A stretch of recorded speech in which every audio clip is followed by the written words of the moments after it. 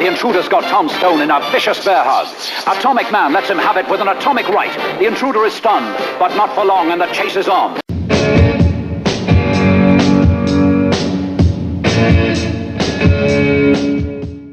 Hello, my friends. Welcome to another installment of Plaidstallions Toy Ventures. I've got a special one this week in the form of my childhood friend, Mike Power, Atomic Man. You may know him.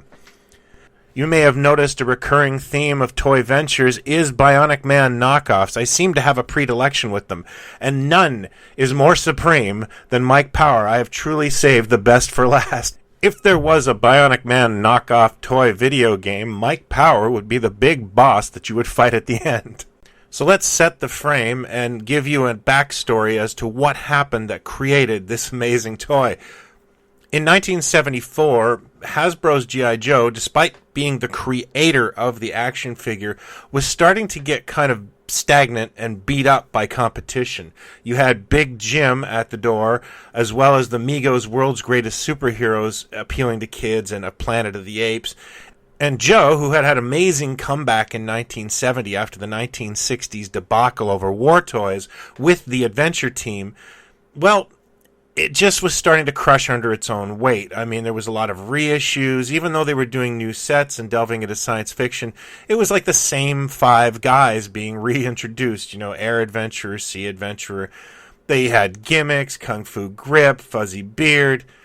There needed to be something new, something different. And I'm going to quote from one of my favorite books, G.I. Joe, The Complete Story of America's Man of Action by John Mischlig, which should be on your bookshelf. According to Hasbro employee Paul Sullivan, he was very aware that the $6 Million Man was a huge hit, and Universal was about to do a deal with Kenner. He tried to convince then head of Hasbro, Merrill Hassenfeld, to load up a suitcase full of cash and go to California and grab this thing under from Kenner. They didn't do that, so he said, well, we better do some sort of defensive effort here. While developing Mike Power, he was originally called Mike Power the Bionic Man because you can't copyright Bionic Man no matter how hard you try.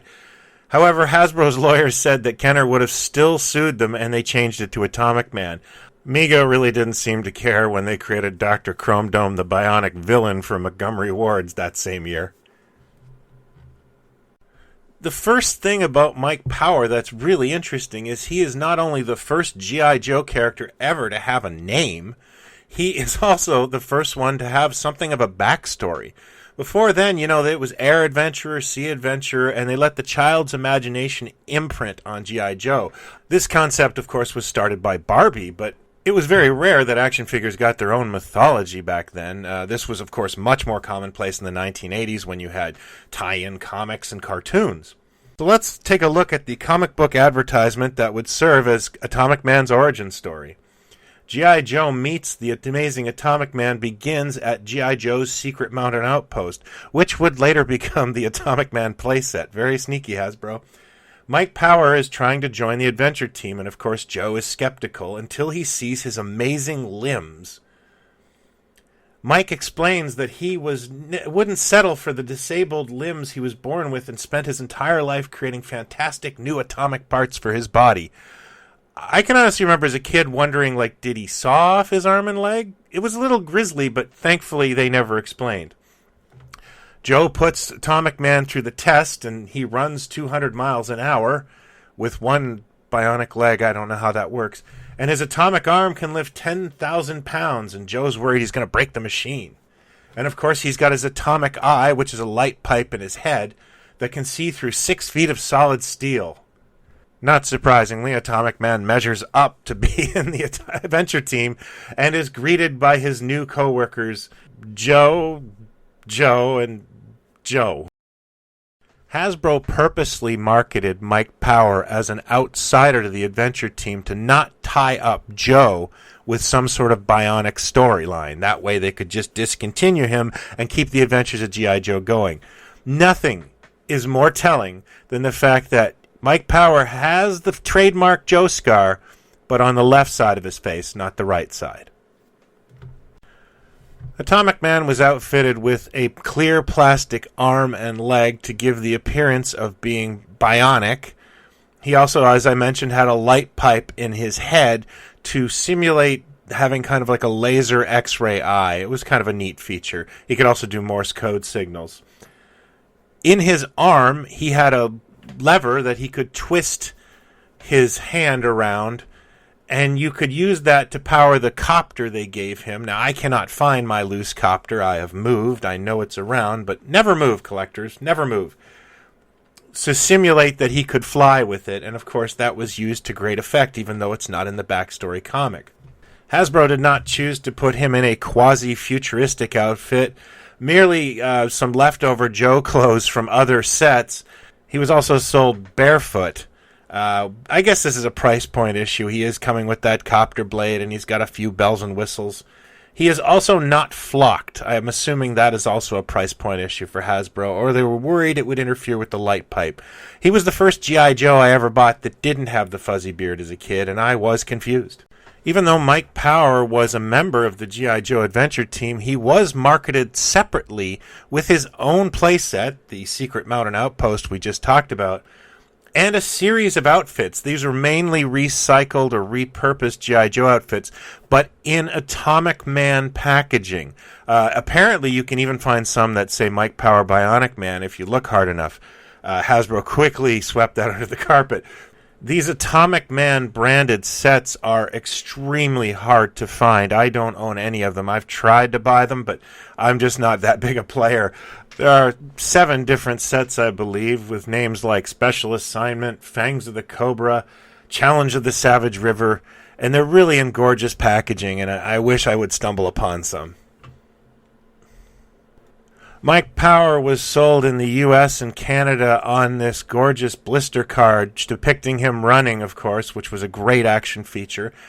In the United States, you could also get him in the Sears mailer box that resembles the coffin-style boxes that the Adventure Team were previously marketed on. By 1975, they had gone to blister cards. In the United Kingdom, things got really interesting, where toymaker Palitoy took one look at Mike Power and said, "Let's make some changes," and boy did they. First of all, they added flocking to Mike. They did give him a quasi-futuristic suit to use. I love the jumpsuit with the side zipper.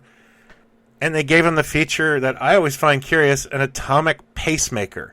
I'm not sure how having a pacemaker like Grandpa adds to the adventure, but I'm not going to question Palitoy. They made a lot of right moves. He was sold in this stunning coffin-style box that features some great artwork like Palitoy always did. Atomic Man was not marketed in Mexico by Lil Eddie. This is probably because they actually had the rights to distribute the Bionic Man, or as they called him, Hombre Nuclear, so why cut your own grass with the knockoff?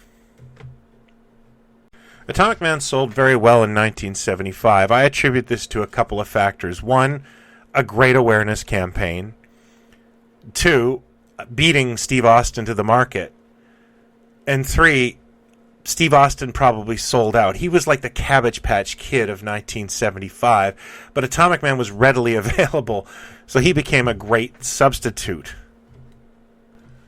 However, once $6 Million Man stock came in full force in 1976, Mike's sales dwindled. As mentioned in the G.I. Joe book, kids always want what they see on TV, and they don't accept substitutes. Very brand loyal. When I first entered collecting in the 1980s, Mike Power was something of a dirty word with the Joe collectors of the day, who were very focused on the 1960s iteration and kind of viewed the Adventure Team as lame and stuff like Mike Power and Bullet Man as abominations. That would definitely change as more guys my age came to the collecting group. When you're 4 in 1975, Mike Power is an amazingly fun action figure, and I fondly remember playing with him. He is part of a happy childhood. And I have had this figure since my first toy show in the mid-1980s, where I bought him for about $4 in the bottom of a table. You know, he wasn't worth that much back then. Despite me selling my collection a couple of times over my life, Mike Power has remained, and I think that's just because I lost him once, and I'll never lose him again. He's also not worth that much loose. He's not that expensive a figure, so it's just not a luxury to keep him. Tell me of your days with Mike Power. Did you accept him into your adventure team, or did you only want the Bionic Man? I'd love to hear your feedback and your stories. You can hit me up in the comments here on YouTube. You can join our Facebook group, Pod Stallions, which has a growing legion of 70s kids. Or you can hit me up on Twitter, @plaidstallions. There's no wrong way to do it. Thank you, as always, for watching, subscribing, and telling your friends. I'm very grateful. Take care.